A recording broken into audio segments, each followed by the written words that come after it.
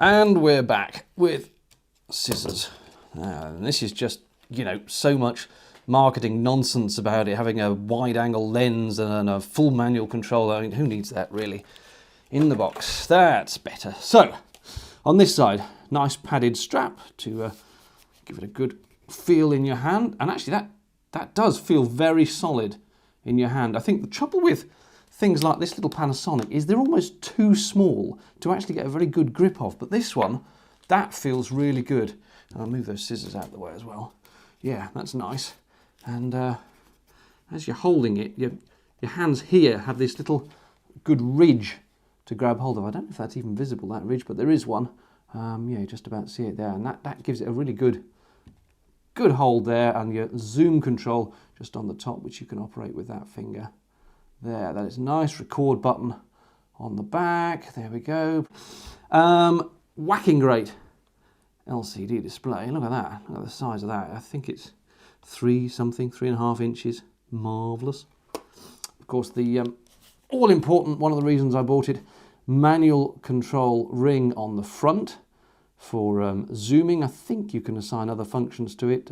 Sorry, focusing. I wouldn't use it for zooming. I'd always use that for zooming. I'm not big on using the wheel. I would rather focus on that, zoom on that, and crucially, the reason I bought this over the Panasonic X920, which is Panasonic's top-of-the-line consumer camcorder at the moment, is that although they've both got the manual control here, the Canon, just on the back here, has an extra little button and a little scroll wheel.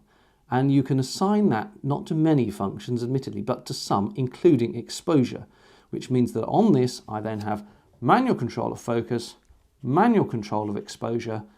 Pretty much everything else on the camera will be set the way I like it and unlikely to change.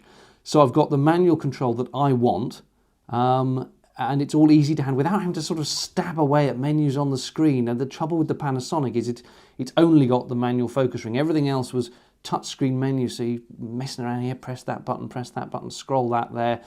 I'm sure it works okay, but I would rather have an actual physical control on the camcorder, like the little scroll wheel here. So that was definitely worth having, I think.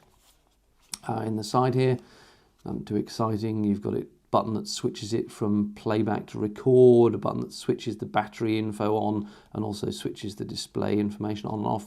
Little slots here for SDHC and SDXC cards, but the unit also has 32 gigabytes of memory built in anyway, so I don't need to worry about populating those for the moment. One very interesting thing this camcorder offers with those slots is not only relay recording, where when it fills one card up, it will automatically switch over and start going to the other. So if you're trying to record something very long, obviously that is great, it's just going to switch over automatically. But also it offers dual recording, where it records the same thing to both cards. So if you are at an event that cannot be repeated, you cannot miss a shot, where if one card was corrupted for any reason, it would be a disaster. Say you're filming a wedding, great, you can record to two cards simultaneously. It's so unlikely that both cards would have a fault. It means you can be very, very confident indeed you're going to have your recording. So that is an excellent function. Well done, Canon. Well done, you. Not a lot else to say here, I don't think. Battery compartment around the back. I tell you what, that little battery they supply you with is going to look very lost. Oh, bless it. Looks so lost in that little slot there. I'm going to have a bigger one. In fact, I've got a bigger one on order. Little viewfinder here. Again, you just sort of pull it out to activate it. It doesn't move up and down or anything. It just pulls out and then you can look through there instead of the screen. But I suppose it's useful to have. I don't imagine I'll use it very much. I'll mostly on this kind of camcorder be using the screen. Button there switches it between automatic, fully automatic mode, manual mode, and what it calls cinema mode, which allows you to set a certain number of sort of filters the way that the image looks as you record it, black and white, sepia, all that kind of thing.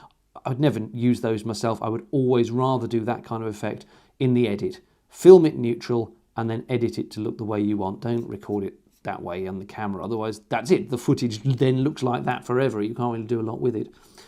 Stereo microphones up the front here. They should be sufficiently out of the way, I think, that yeah, there we go. There's my hand holding it. Even when I'm holding it, I'm not going to be fluffing the microphone with my fingers there. So as long as I don't start banging about while I'm recording, actually, I think those mics will probably be perfectly okay for picking up just ambient sound. I'm not saying they'd be any good for doing interviews or anything, but ambient sound, as long as I'm not, as I say, banging the camera with my hands, and I can see no good reason why I would be, I think those mics will do a perfectly good job. Obviously, if you wanted to, you can use this little hot shoe attachment on the back to plug in things like external, top mics and so on and so forth. But this being Canon, they've been slightly clever and slightly awkward. This is what they call the mini advanced shoe. Well, it is mini because it isn't the same size as any normal hot shoe.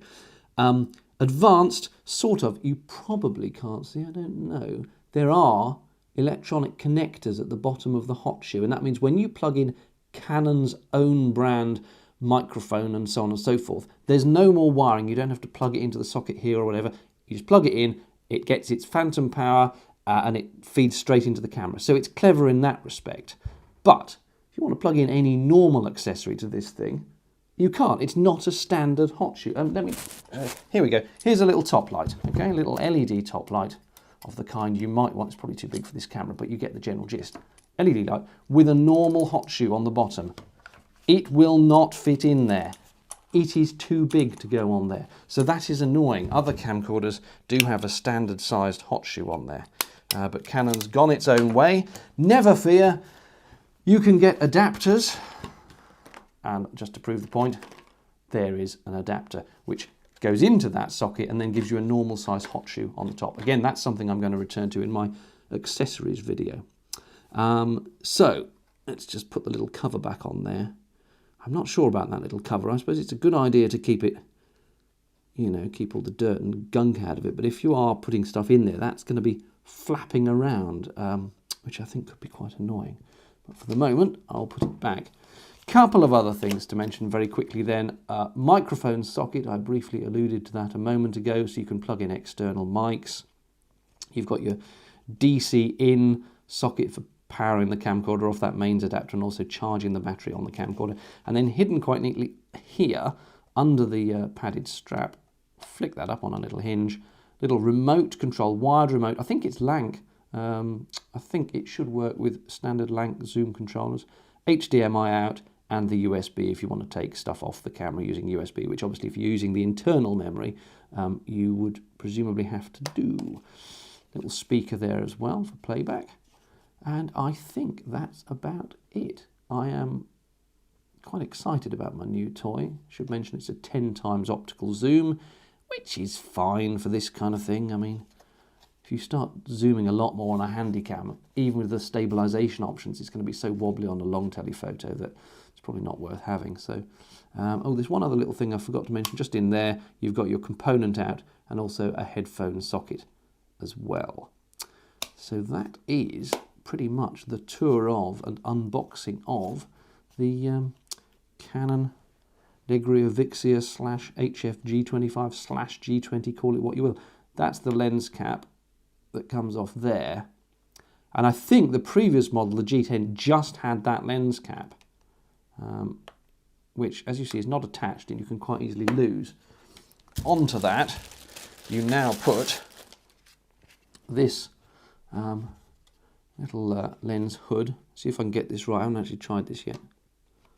I don't want to break anything. It must just twist on, I'm sure. Stand by while I work this out. Yeah, there we go. It literally just twists on. It's as simple as that. On and on. And then you've got the hood, and then by flicking this little button on the side, it opens the lens hood, which is quite good.